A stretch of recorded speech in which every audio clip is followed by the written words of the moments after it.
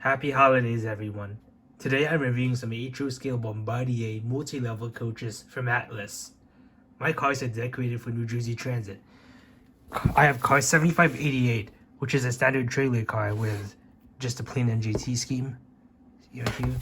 I also have car 7276, which is numbered as such because it has a toilet, which is given away by how on the other side here there's no window. So let's get started. And also use a close-up view of the decal here. Hands-free. It's a safety slogan. Each card comes in a two-piece cardboard box. Inside is a plastic cradle with some film protection inside. Just pull it like this, and it just opens right up.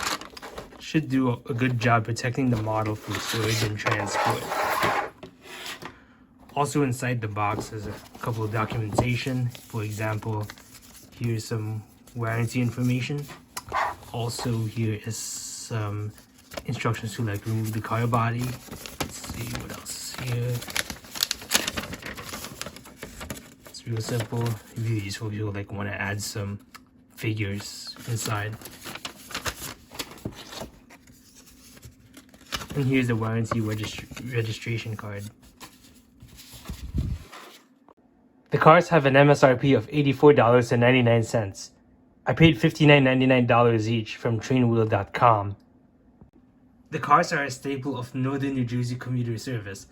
They are very commonly seen and consist of 8 to 10 cars out of electrified lines that run out of New York Penn Station, like the Northeast Corridor, the North Jersey Coastline, and the Morris and Essex lines. They are also seen on diesel trains in 6 to 7 cars on lines such as the Raritan Valley line, as well as the Main and the Bergen County lines. I found many prototype photos of car 7588 and many other cars in the same number series. The car looks to be an exact match in regards to dimensions and detail. Car 7276 has a decal on both ends that says "Hands-free, take the train." It's a safety slogan that encourages people to ride the train as opposed to driving, helping take off traffic off the highways. The paint on the cars is crisp, thin, and opaque. Labels are clearly visible on the car with and without magnification. The markings are visible even at a distance, but they're a little more visible up close. I don't think the phone's camera doesn't really do justice, but the disco stripe here looks really well done. And also seen here is a little safety label that's just outstanding. Attention to detail.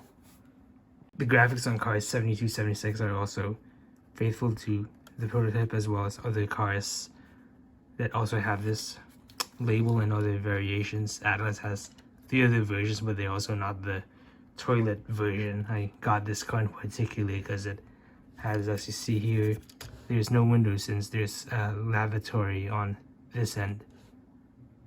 On car 7588, one of these little plastic things here looks a little crooked, and it resisted my attempts to straighten it out. Here on the other end, they're straight.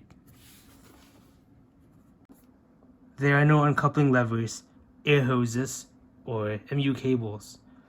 However, there is also a bit of painted on detail, so it looks like it should be a good starting point if you wanted to apply those yourself.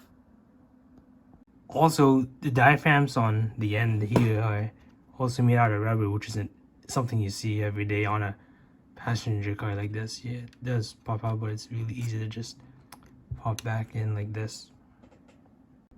Both cars come with KD 148 scale couplers mounted in extended swing coupler boxes. The coupler on 7276's bathroom end is low. The other end of 7276 has a low coupler as well. The A end coupler of 7588 is also low. The B end is also low. All the wheels on cars 7276 are in gauge according to my NMRA standards gauge. Same thing for car 7588. Car 7276 does not wobble. As you see, the wheels do lift off the track, but It's because the trucks here tend to tilt in one direction as if they want to like really make the car rock and maybe potentially cause derailments. Just pulling the trucks while it's off the track could help fix that problem. Car 7588 doesn't have any significant wobble, meaning it won't shimmy as it rolls down the track. The car weighs 7 ounces even, which is a little bit over the 6.75 recommended weight for a car of this length per the NMRA recommended practice 20.1. I think it still represents how well the cars are heavy in real life, because I've noticed in my past experiences these cars tend to feel heavier than, let's say, a Comet coach, which is also the same length. Your LED lighting, which works on both DC and DCC. Here I am testing it on DC in my upstairs temporary setup. On DCC, they remain constantly lit. The cars also run on 18-inch radius curves, which is below the recommended 22-inch minimum radius. Both cars have very free rolling. Overall, these are really nice models. I think Atlas did a generally really good job getting the basics right and getting the research with transit right.